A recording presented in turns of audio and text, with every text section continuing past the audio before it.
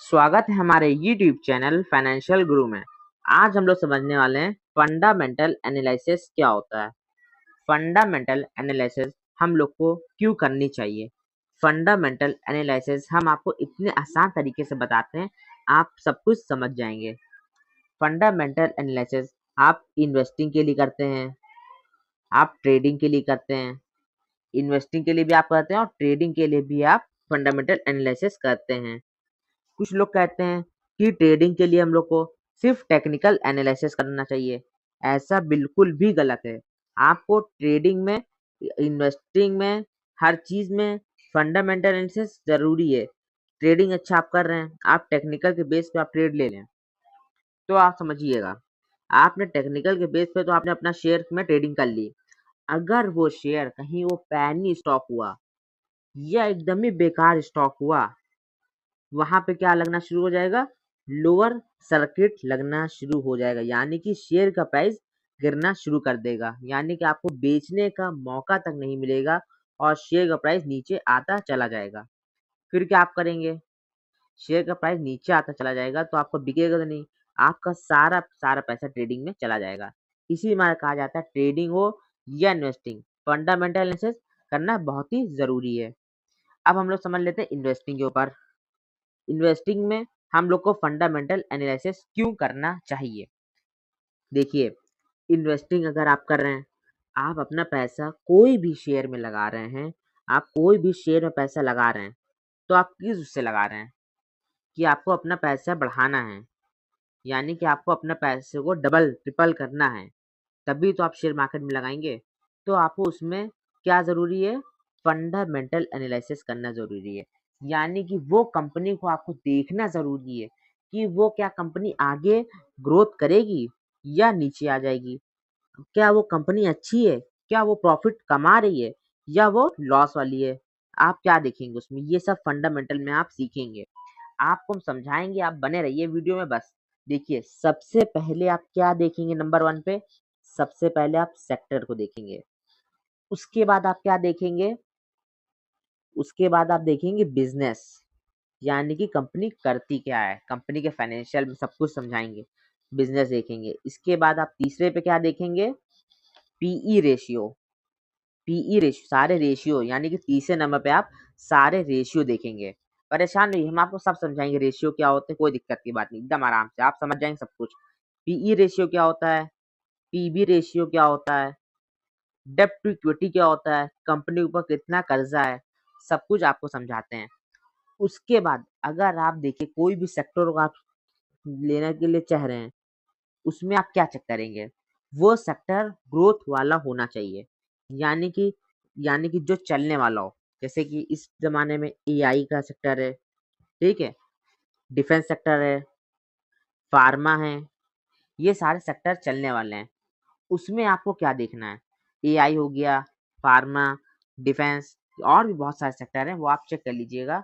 उसमें आपको देखना एफआईआईज और डीआईआईज, यानी कि फॉरेन इन्वेस्टर और डोमेस्टिक इन्वेस्टर्स, यानी कि एफआईआईज आप देखेंगे उसमें सबसे पहले, उसके बाद आप डीआईआईज देखेंगे, क्योंकि इन लोग को पता होता है कौन सा सेक्टर आगे जाने वाला है, क्योंकि इन लोग स्मार्ट मनी होते हैं। कहा जाता है ना, स्मार्ट मनी, स्मार्ट मनी, इन्हीं लोग को हम लोग स्मार्ट मनी एफआईआईज और डीआईआईज को कहते हैं, क्योंकि इन लोग के पास हम लोग से ज्यादा नॉलेज होती है।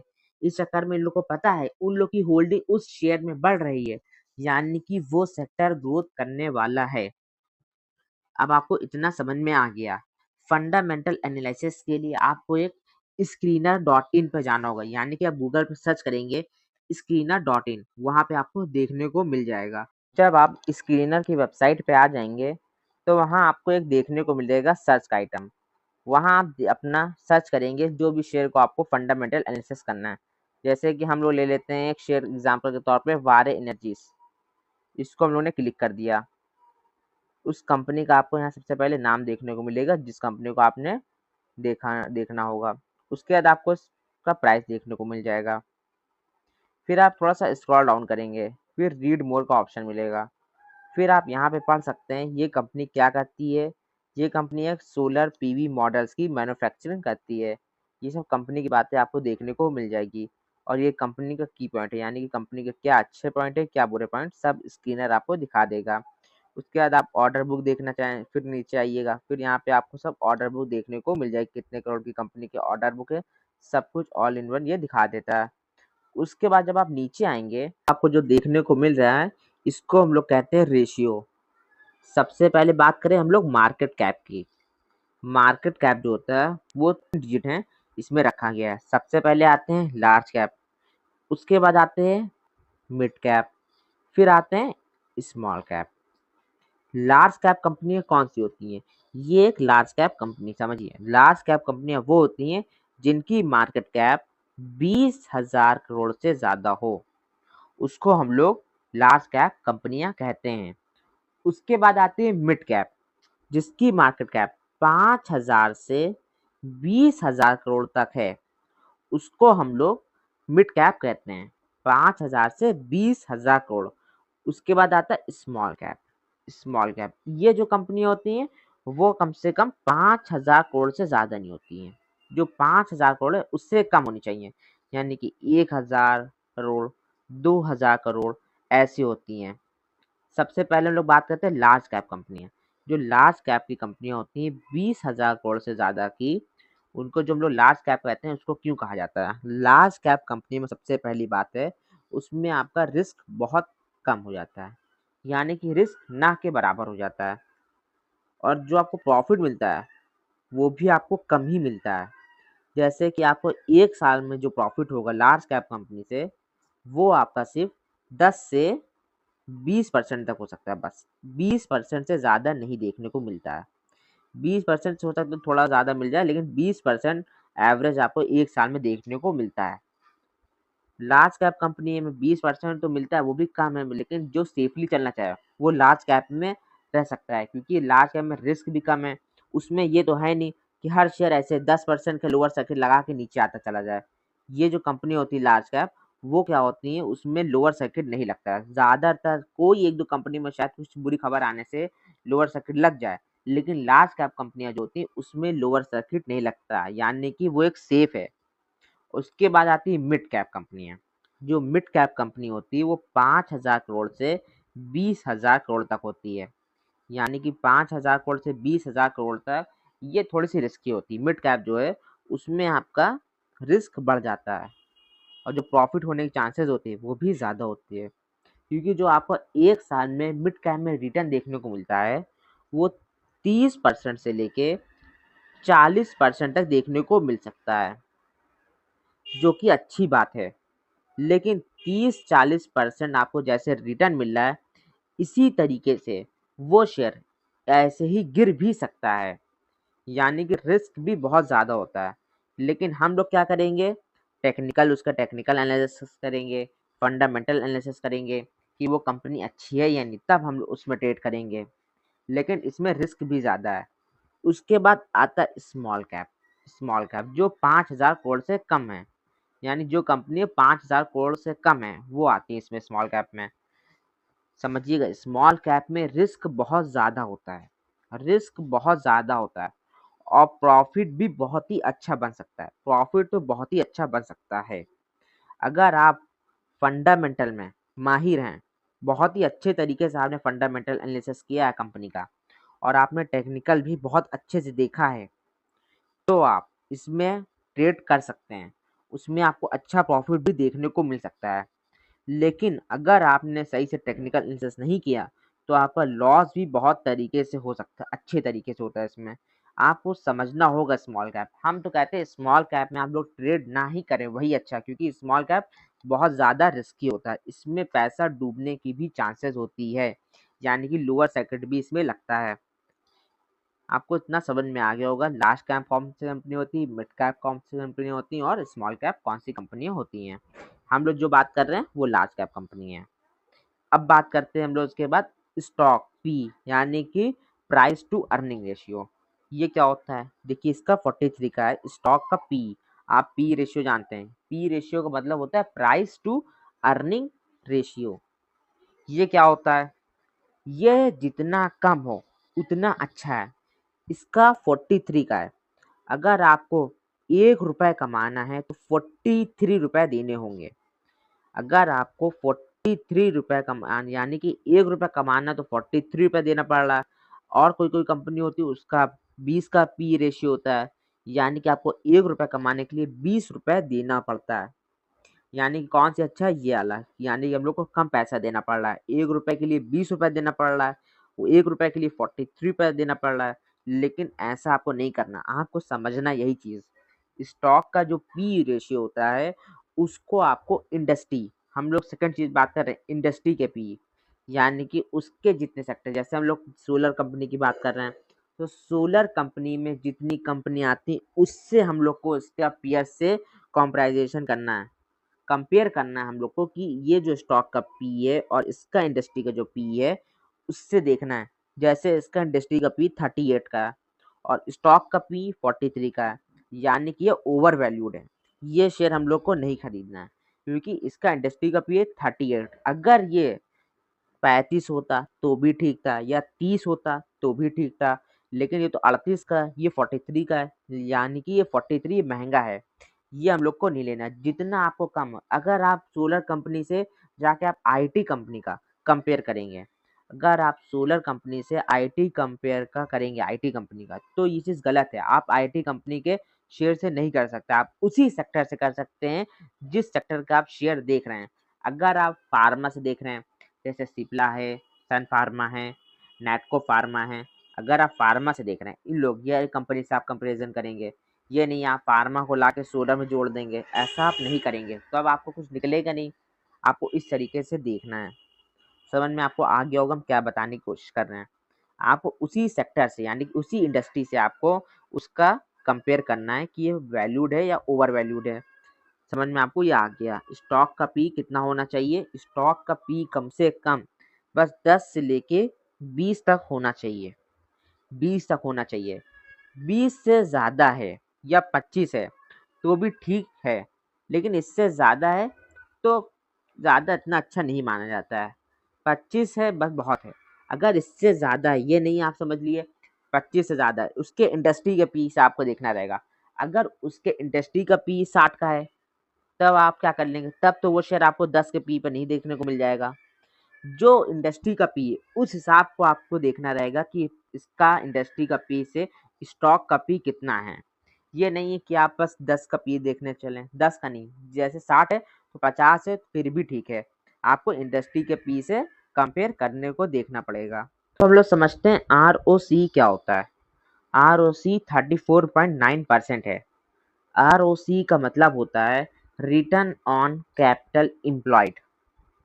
जो आरओसी होता है वो कंपनी के पास कितना प्रॉफिट, यानी कि जो कंपनी के पास पैसे हैं वो, जो कंपनी ने लोन लिया है वो, उसके बाद जो उसके पास रिजर्व्स पड़े हैं, जितने भी कंपनी के पास टोटल पैसे होते हैं, सब मिला के कंपनी उसके ऊपर कितना पैसा जनरेट, यानी कि कितना प्रॉफिट जनरेट कर रही है, कितना कमा रही है, इसका मतलब होता है। अगर कंपनी 15% है, यानी कि वो अपनी कैपिटल पे 15% से ज़्यादा कमा रही है, तो इसको अच्छा माना गया है। 15% से ज़्यादा है, बहुत ही अच्छा है। उससे ज़्यादा तो और अच्छा है, 15% से कम ना होना चाहिए। इससे जितना भी ज़्यादा हो, अगर 45 से 50 है, जितना है वो बहुत ही अच्छा है। इसका 34 है, यानी कि बहुत ही अच्छा है। जितना ज़्यादा हो उससे कोई दिक्कत नहीं, चाहे ये जितना ज़्यादा हो। आरओसी का मतलब होता है जितना ज़्यादा उतना हम लोग के लिए भी अच्छा है। अब हम लोग समझते हैं डेब्ट टू इक्विटी। ये डेब्ट क्या होता है सबसे पहले समझते हैं। डेब्ट यानी लोन, यानी कि कर्जा। किसी से हम लोग कर्जा लिया कंपनी ने, वो कंपनी पास कितना है, अगर उसकी मार्केट कैप के बराबर कर्जा है तो हम लोग को वो कंपनी नहीं खरीदनी है, यानी उसका शेयर नहीं खरीदना, वो कंपनी डूब भी सकती है। अगर वो कंपनी के पास देने के लिए पैसे हैं, जितना उसने यानी कि लोन लिया है वो उसको चुका सकती है, तब तो अच्छी बात है। अब हम लोग को कैसे समझना है, उसके पास उसने लोन कितने करोड़ का लिया है? 1199 करोड़ का, यानी कि 1200 करोड़ का उसके पास लोन है, यानी कि कर्जा है। अगर वो कंपनी के पास, उसको हम लोग समझना वो कंपनी दे पाएगी, उसके पास उससे ज़्यादा कंपनी के पास पैसे लेके बैठे होने चाहिए, यानी कि कंपनी पास उसके पास बैंक में उसके पैसे होने चाहिए उसका कर्ज देने के लिए। कंपनी के ऊपर कभी बुरी खबर, यानी कि कंपनी के लिए कुछ खराब न्यूज़ आती है, कंपनी बंद होने के कगार पे हो, ना आए, ऐसा ना हो, उसके पास पैसे उसके बैंक में होने चाहिए, उनके बैंक में पैसे होने चाहिए। तो उसके लिए आप कैसे देखेंगे, उसको आप रिजर्व, यानी कि जो रिजर्व आपको दिख रहा है इससे आप कंपेयर करेंगे। रिजर्व का मतलब होता है रिजर्व्स का कि इस कंपनी पर इतना पैसा है, यानी कि इसके पास 1199 करोड़ का लोन है। उसके आगे जितना लोन है उससे डबल होना चाहिए, उससे ज्यादा ही होना चाहिए। इसके पास तो 9192 करोड़ का रिजर्व है, यानी कि वेल एंड गुड। अरे बहुत ही अच्छा है कि कंपनी सिर्फ 1200 करोड़ का लोन लिए है और रिजर्व्स उसके पास 9192 करोड़, यानी कि 9192 करोड़ है। बहुत ही अच्छा है, क्योंकि कंपनी ये अपना पैसा जो डेब्ट लिया, यानी कि जो लोन लिए, वो चुका सकती है एकदम आराम से, कोई प्रॉब्लम की बात नहीं है, कंपनी पर कोई दिक्कत नहीं आ सकती है। अब हम लोग समझते हैं इसके आगे, आपको ये समझ में आ गया डेप्ट, जो डेप्ट है उसको आप रिजर्व से कंपेयर करेंगे। रिजर्व ज्यादा है तब तो ठीक है, वरना तो ठीक नहीं है। अब हम लोग समझते हैं इंट्रिंसिक वैल्यू क्या होता है। इंट्रिंसिक वैल्यू का मतलब क्या होता है, जब भी आप इंट्रिंसिक वैल्यू जानना हो। अच्छा, आप एक एग्जांपल के साथ हम लोग समझते हैं। अगर आप एक फ्लैट खरीद रहे हैं, वो 1 करोड़ का है, उसमें आप क्या-क्या देखेंगे? वो जो फ्लैट के अंदर जो कंस्ट्रक्शन हुआ है, क्या उस पैसे के हिसाब से हुआ है? क्या वो इतना अच्छा है कि हम 1 करोड़ का जो फ्लैट खरीद रहे हैं, क्या वो मेरे लिए अच्छा है या नहीं? उसके बाद आप देखेंगे उसकी जगह, यानी कि वो फ्लैट है किस वहाँ पे है, यानी कि बहुत ही अच्छी जगह पे है या नहीं? तभी तो आप लेंगे। खराब जगह पे होगा तो आप 1 करोड़ का तो फ्लैट लेने वाले नहीं। आप उसको खूब पता करेंगे ये अच्छी जगह है। उसके बाद आप देखेंगे वहाँ पे क्या है, कि वहाँ पे कोई होटल है या खूब बड़ा-सा अस्पताल यानी कि हॉस्पिटल है, सब कुछ आप फैसिलिटी देखते हैं, तभी आप उस फ्लैट को लेंगे। अगर उस फ्लैट के पास कुछ भी नहीं है, तो आप अपना 1 करोड़ रुपए का फ्लैट नहीं खरीदेंगे। आप कहीं और जाके उसके पीएस, यानी कि आप कहीं और जाके देखेंगे, उसके 2 किलोमीटर पर 1 करोड़ का फ्लैट नहीं, 95 लाख का मिल रहा है वही चीज़। 95 यानी 95 लाख का आपको दिख रहा है लेने के लिए, और वहाँ पे आपको हर कुछ मिल रहा है। वो फ्लैट का कंस्ट्रक्शन अच्छे से हुआ है, अच्छी जगह पे है, खूब बढ़िया फ्लैट है, तो आप उसको खरीदेंगे। आप खरीदेंगे क्योंकि आपको ये चीज़ समझ में आ रहा है, ये मेरा जो पैसा हम 1 करोड़ रुपए देने के लिए तैयार हैं, वो मेरा, हाँ, हम उसकी वैल्यू है। 1 करोड़ की हम जो दे रहे हैं, हमें उसकी वैल्यू मिल रही है। इसी तरीके से शेयर होता है। अगर वो शेयर आपको इंट्रिंसिक वैल्यू से ज़्यादा मिल रहा है, यानी कि वो शेयर इंट्रिंसिक वैल्यू से ज़्यादा है, तो वो शेयर महँगा है, यानी कि आप उस शेयर का प्राइस जो महँगे पे खरीद रहे हैं। महँगे पे खरीदने का मतलब वॉरेन बफे क्या कहते हैं, हमेशा इंट्रिंसिक वैल्यू, यानी कि वो ओवर वैल्यूड शेयर ना होना चाहिए, अंडर वैल्यू शेयर होना चाहिए, अंडर वैल्यू होना चाहिए। तो आपको समझ में आ गया। आपको कभी भी शेयर का दाम, अच्छा इसका 3200 रुपए चल रहा है, तो क्या आप उसको खरीदेंगे? आप बिल्कुल भी नहीं खरीदेंगे, क्योंकि वो अपने इंट्रिंसिक वैल्यू से महँगे पे मिल रहा है। अगर वही शेयर आपको 2700 रुपए का इसकी इंट्रिंसिक वैल्यू है, वो कहीं आपको 2200 रुपए पे देखने को मिले, तो आप उसको खरीद सकते हैं। यानी कि वो ओवर वैल्यूड नहीं, वो अंडर वैल्यूड है, अंडर वैल्यूड है। ओवर वैल्यूड जब हो जाता है, जब 2700 रुपए की प्राइस ऊपर निकल चुका हो। यही तो समझ में आया कि आप ये चीज़ समझिएगा अच्छे से, कि आप हमेशा समझ के लीजिएगा कि आप महँगे पे तो नहीं बाय कर ले रहे हैं, हमेशा आपको सस्ते में बाय करना है, इंट्रिंसिक वैल्यू के नीचे होना चाहिए, तब तो ठीक है। इसके बाद अब हम लोग बात करते हैं इसके इंडस्ट्री के पी की बात हम लोग ने कर ली। आपको मार्केट क्या समझ में आ गया, स्टॉक का पी समझ में आ गया, डेब्ट क्या होता है, रिजर्व्स क्या होता है, इंडस्ट्री पी क्या होता है, सब कुछ इंट्रिंसिक वैल्यू, सब कुछ इतना आपको समझ में आ गया है। रिटर्न ऑन इक्विटी ये क्या होता है? आरओई का मतलब होता है, अगर जो कंपनी है उसके पास जितना प्रॉफिट है और जितना उसने रिजर्व लिया है, इन तीनों को मिला के जो बनता है, यानी कि जितना उसका टोटल पैसे बनते हैं, जितने करोड़ रुपए उसके बने, उसका वो कितने परसेंट कमा रही है। अगर उसने तीनों चीज़ मिला के उसका कितने परसेंट निकाल रही है, तो 10 करोड़ रुपए उसने बटोरे, उसका उसने कितने रुपए कमाए, उसने 26.3% उसने कमाया, यानी कि 26.3% पैसा हर कुछ मिला के हुआ। इसको हम लोग कहते हैं रिटर्न ऑन इक्विटी। ये जितना ज़्यादा हो, अगर 15 है, 15 से ज़्यादा है तब तो अच्छा है, 15 से कम है ये चीज़, तो ये चीज़ अच्छा नहीं है। 15 से ज़्यादा चाहे जितना ज़्यादा हो, या 20 हो, किसी-किसी का 50 तक भी होता है। जितना ज़्यादा उतना अच्छा माना गया है। सीधा सीधा रिटर्न ऑन इक्विटी का मतलब ये होता है। अब डिविडेंड, डिविडेंड ये क्या होता है? अगर कोई कंपनी डिविडेंड देती है, ये कंपनी ने डिविडेंड अभी तक नहीं दिया है, जो कंपनी डिविडेंड देती है वो अपने शेयर होल्डर को डिविडेंड दे दिया, वो तो ठीक है। अगर वो कंपनी नहीं दे रही, ऐसी बात नहीं कि वो कंपनी अच्छी नहीं है, वो कंपनी जो अपना डिविडेंड से देने से अच्छा वो अपना वही पैसा ग्रोथ के लिए इस्तेमाल कर रही है, यानी कि उसको यूज कर रही है, वो अपनी कंपनी को आगे बढ़ाएंगे।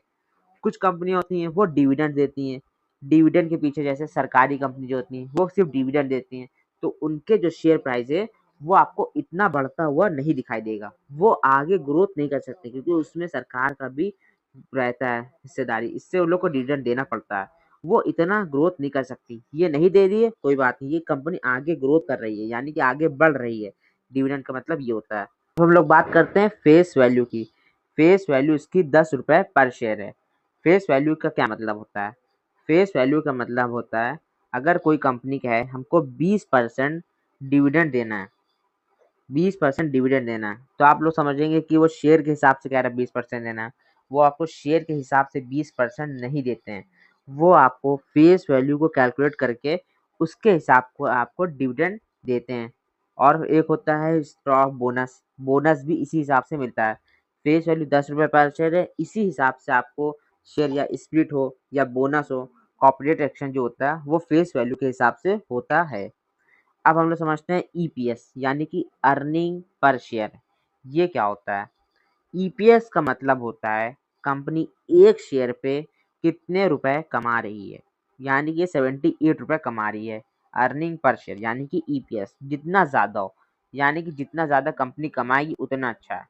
जैसे कि इसको 30 से ज़्यादा होना चाहिए, 30 रुपए से ज़्यादा होना चाहिए तो उसको अच्छा माना जाता है।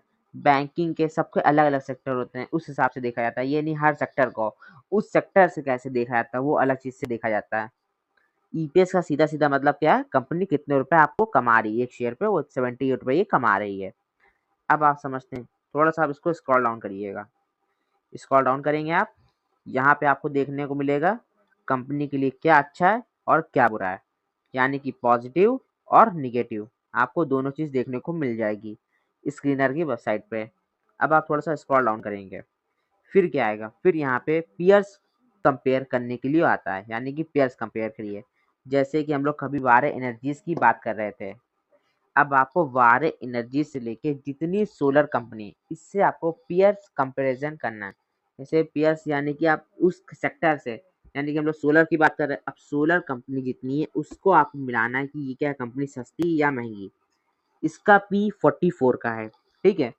प्राइमरी इंडस्ट्रीज का 44 का है, अपार इंडस्ट्रीज का 38 का है। जितने हैं सब आपको देखने को मिल रहे हैं। इसमें सबसे कम पी किसका है? जेनेस पावर का है। आपको ऐसे नहीं देखना इसका पी कम है, आपको इसी तरीके से मिलाना है। जैसे अभी आपने फंडामेंटल में भी आपको रेशियो देखे, इसी तरीके से आपको रेशियो मिलाना है, तभी आपको समझ में आएगा। ये नहीं खाली आपने खाली देख लिया पी कम है, प्राइस टू अर्निंग रेशियो कम है, ऐसे आपको नहीं मिलाना, आपको सब कुछ देखना है। उसके बाद अब आपको यहाँ मार्केट कैप देखने को मिल रहा है, उसकी बैलेंस शीट पढ़ेंगे, रेशियोज देखेंगे, तब आप उसको देखेंगे तभी आपको समझ में आएगा। फिर आप थोड़ा सा स्क्रॉल डाउन करेंगे, सारी कंपनी आपको देखने को ऑल इन वन मिल जाएगी, इससे आप कंपेयर कर सकते हैं। उसके बाद आप नीचे आएंगे, फिर स्क्रॉल डाउन करेंगे, यहाँ पे दिया गया है क्वार्टरली रिजल्ट। ये जो रिजल्ट होता है ये कंपनी अपना हर 3 महीने पे पेश करती है, यानी कि वो कंपनी ने क्या प्रॉफिट कमाया, कितना लॉस किया, सब कुछ हर 3 महीने पे क्वार्टरली रिजल्ट पेश करना पड़ता है कंपनी को। अब हम लोग समझते हैं इसके बारे में। सबसे पहले आपको देखने को मिलेगा सेल्स, यानी कि रेवेन्यू। रेवेन्यू क्या होता है? रेवेन्यू को हम लोग टॉप लाइन भी कहते हैं, सेल्स। देखिए यहाँ पे दिया गया है जून 2023 में 3328 करोड़ था, ये लगातार दिसंबर 2023 में गिर के 1596 करोड़ हो गया, यानी कि यहाँ पे ड्रॉप हुआ। उसके बाद मार्च 2024 में देखिए 2936 था, जो जून 2024 में 3409 करोड़ यानी कि 3409 करोड़ हो गया। उसके बाद देखिए इंक्रीज हुआ, फिर आप सीधे मार्च 2025 में आ जाइए, 4004 करोड़ था, जो जून 2025 में 4426 करोड़ हो गया। यानी कि ये लगातार इंक्रीज हो रहा है, यानी कि ये अच्छी बात है, क्योंकि देखिए आप 3300 से लेके 4400 तक ये आ गया है। अब हम लोग इसके बात करते हैं एक्सपेंसिव। ये जो दिखा है एक्सपेंसिव यानी कि खर्चे, कंपनी कितना खर्चा कर रही है लगातार। देखिए इसका खर्चा देखिए क्या हो रहा है, 2860 करोड़ था जून 2023 में, फिर सितंबर 2023 में 3020 करोड़ हो गया।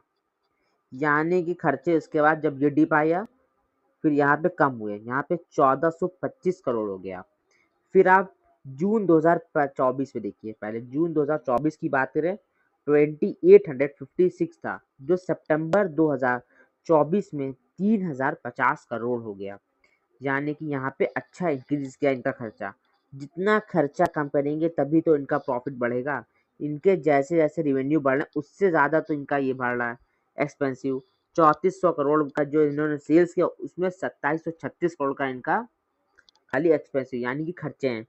उसके बाद देखिए आप सीधे जून 2025 में 3429 करोड़ और रेवेन्यू जो था 4400 करोड़, यानी कि अच्छा इंक्रीज है। मतलब कि रेवेन्यू ज़्यादा है, थोड़ा सा इन्होंने अपना खर्चा कम किया उस हिसाब से।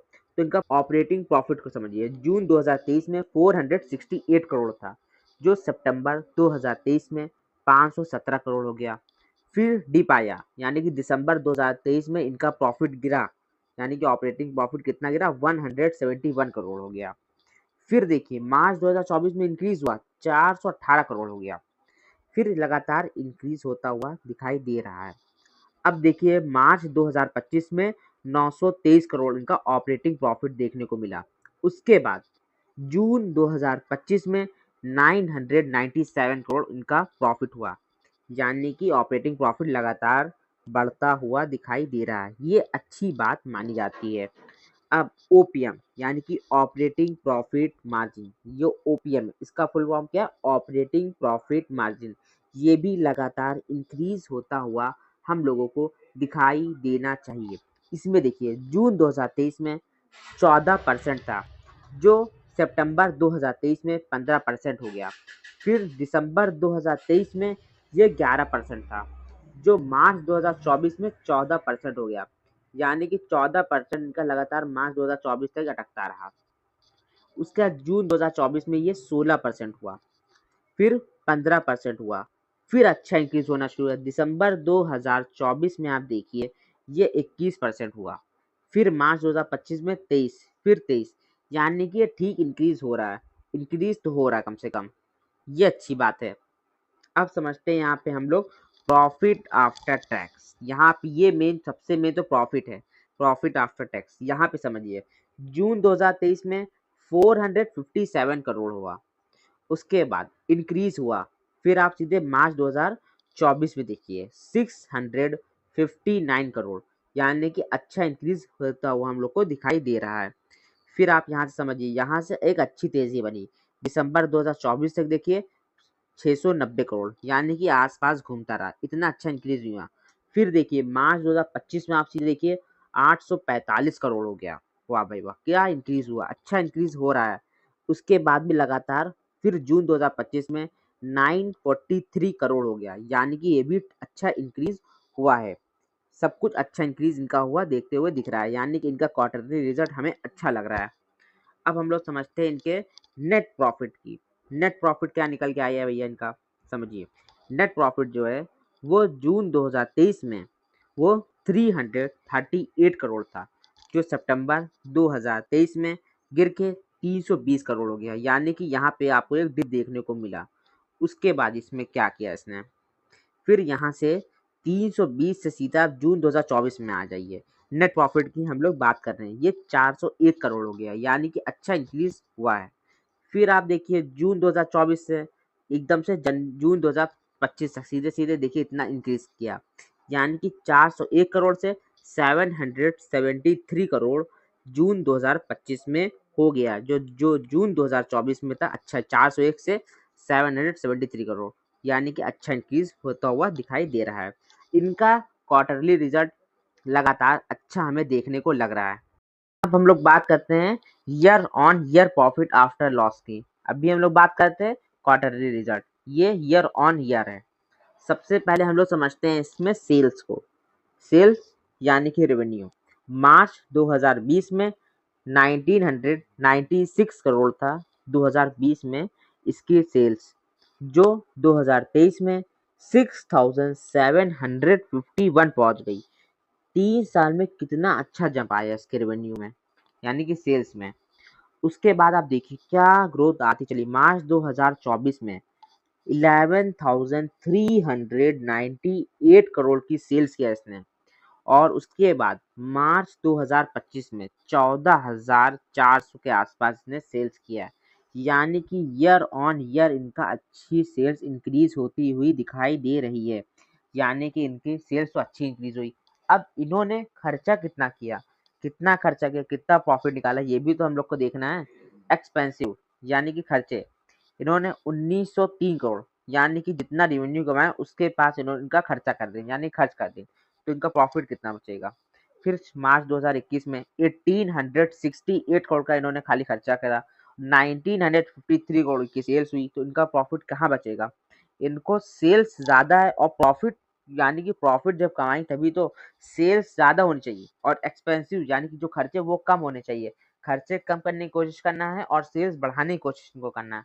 2854 करोड़ की सेल्स थी, ठीक है। इसके बाद इन्होंने जो एक्सपेंसिव उसमें है 2748 करोड़, इसमें प्रॉफिट इनका कहाँ बचेगा। अब देखिए इनका मार्च 2024 की बात करें, इनके एक्सपेंसिव 9823 करोड़, यानी कि सेल्स ज़्यादा और खर्चे थोड़े कम किए, तो प्रॉफिट यहाँ पे देखने को मिलेगा हम लोग को। उसके बाद अब मार्च 2025 में देखिए 11,723, यानी कि खर्चे दिन पर दिन इन्होंने कम करने की कोशिश करने की ये कर रहे हैं। ये एक अच्छी बात देखने को मिल रही है। इनकी सेल्स लगातार बढ़ रही है। अब इनके प्रॉफिट कितना बढ़ रहा है, सबसे पहले हम लोग देखेंगे ऑपरेटिंग प्रॉफिट ये कितना है। ये देखिए यहाँ पे देखने को मिलेगा आपको ऑपरेटिंग प्रॉफिट। सबसे पहले हम लोग देखिए मार्च 2022 में 106 करोड़ था, मार्च 2023 में 836 करोड़ हो गया। यानी कि मार्च 2022 से 2023 में कितना अच्छा आपको इंक्रीज होता हुआ दिखाई दे रहा है। उसके बाद 2023 से 2025 की बात कर लें, 836 करोड़ से 2722 करोड़। वाह भाई वाह, क्या इन्होंने अपना प्रॉफिट इंक्रीज किया, ऑपरेटिंग प्रॉफिट।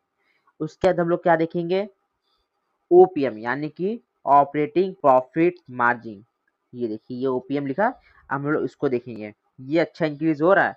ये 5% था, फिर गिर के 4% हो गया, फिर 4%, फिर 4 से सीधे मार्च 2022 में ये 12% हो गया, यानी कि अच्छा इंक्रीज हुआ है।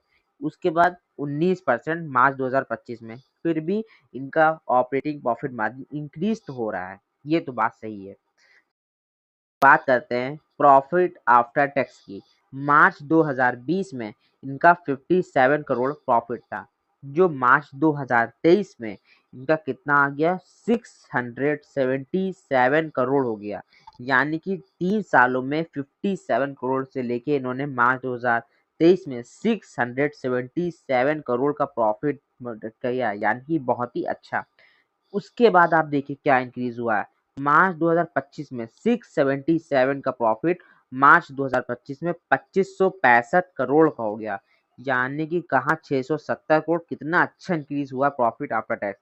यानी कि इनके रिजल्ट बहुत ही अच्छा, क्वार्टरली रिजल्ट बहुत ही अच्छा, शानदार। अब समझिए इसके बाद नेट प्रॉफिट की अब हम लोग बात कर लेते हैं। ये 39 करोड़ था, ये इसके बाद 500 करोड़ हुआ, फिर मार्च 2025 में 1928 करोड़ हो गया। ये सब हम लोग को सिर्फ देखना है, क्योंकि तभी तो हम लोग जान पाएंगे इन्वेस्टिंग करेंगे या ट्रेडिंग करेंगे कंपनी अच्छी है या नहीं। ये सब हम लोग को देखने को मिल गया। यानी कि सीधी तरीके से कहा जाए, इनका हमें प्रॉफिट आफ्टर लॉस, यानी कि जो इनका प्रॉफिट था वो अच्छा इंक्रीज होता हुआ हम लोग को दिखाई दे रहा है। ये तो हो गई हम लोग के इनके रिजल्ट की बात। अब हम लोग आगे बढ़ते हैं इसके। फिर आपको वहाँ पे देखने को मिलेगा कंपाउंडेड सेल्स ग्रोथ। ये क्या होता है। 5 साल में 49%, 3 साल में कितनी हुई है, 72%। बहुत ही अच्छी इंक्रीज हो रही, देखिए क्या इंक्रीज हो रहा है। ये कम से कम 25 से ज़्यादा है तो बहुत ही अच्छा है। इनका तो इससे भी ज़्यादा है, ये 25 से ज़्यादा होना चाहिए। कंपाउंडेड प्रॉफिट ग्रोथ ये कितना है, 10 साल में कभी दिए नहीं गया, 5 साल में 113%, वाह भाई वाह। 3 साल में 191%, यानी कि इनका प्रॉफिट कितने अच्छी तरीके से इंक्रीज हुआ। कहा जाता है कि 25% से ज़्यादा, इनका 25% से क्या, इनका तो 191 है, यानी कि बहुत ही अच्छा इनका प्रॉफिट ग्रोथ देखने को मिल रहा है। उसके बाद हम लोग बात करते हैं स्टॉक प्राइस के सीजीआर, ये भी दिया नहीं गया इसमें। रिटर्न ऑन इक्विटी, ये कितना होना चाहिए, ये भी आपका 30 से ज़्यादा होना चाहिए, ये भी आपको अच्छा देखने को मिल रहा है। अब हम लोग बात करते हैं बैलेंस शीट की। अब हम लोग बात करते हैं इक्विटी कैपिटल की। सबसे पहले ये आपको लगातार इंक्रीज होता हुआ दिखाई देना चाहिए, ये आपको इंक्रीज होता हुआ दिखाई दे रहा है। उसके बाद हम लोग बात करते हैं कि बोरोइंग की, यानी कि जितना इन्होंने कर्ज लिया वो कम हो रहा है। 151 करोड़ था मार्च 2020 में, मार्च 2023 में कितना हुआ, 320 करोड़ हो गया। उसके बाद मार्च 2024 में 553 करोड़ और मार्च 2025 में 1199 करोड़, यानी कि ठीक है, इतना के बोरोइंग है, यानी कि जो इनका डेप्ट यानी कि कर्जा है वो कम है, कोई बहुत ज़्यादा नहीं है। अब हम लोग बात करते हैं टोटल एसेट्स की। टोटल एसेट्स की बात करें, ये भी हम लोग को अच्छा इंक्रीज होता हुआ दिखाई दे रहा है, ईयर ऑन ईयर अच्छा इंक्रीज होना चाहिए, ये अच्छा इंक्रीज हो रहा है। बस हम लोग को टोटल एसेट्स ये सब देख रहा था, टोटल लायबिलिटी ये सब ठीक है इनकी। अब हम लोग आगे आ जाते हैं, इसके आगे तो मेन पॉइंट है शेयर होल्डिंग पैटर्न। ये जो सबसे अच्छा, हमने आपको क्या बताया था, एफ की होल्डिंग होनी चाहिए, अच्छी डी की होल्डिंग होनी चाहिए। अब समझिए यहाँ पे क्या हो रहा है।